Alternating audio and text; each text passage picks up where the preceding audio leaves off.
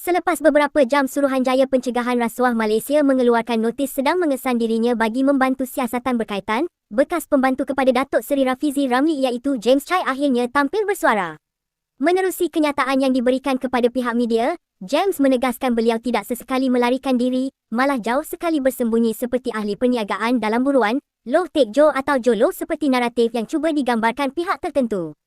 James, dalam masa sama turut menyela dan mempersoalkan kenyataan terbuka Ketua Pesuruhjaya SPRM, Tan Sri Azam Baki bahawa agensi itu sedang mengesan beliau tanpa terlebih dahulu menghubunginya, susulan agensi itu membuka kertas siasatan berhubung satu perjanjian mega antara Kerajaan Malaysia dengan sebuah syarikat asing yang dianggarkan bernilai 1.1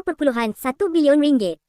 Mengulas lanjut, James berkata, ketika masih berkhidmat dengan kementerian yang diterajui Rafizi sebelum ini, beliau tidak pernah sesekali mempengaruhi Perdana Menteri, Datuk Seri Anwar Ibrahim, Jemaah Menteri dan keseluruhan jentera kerajaan untuk menandatangani perjanjian dengan Unlimited supaya beliau boleh mendapatkan pekerjaan dengan syarikat berkenaan.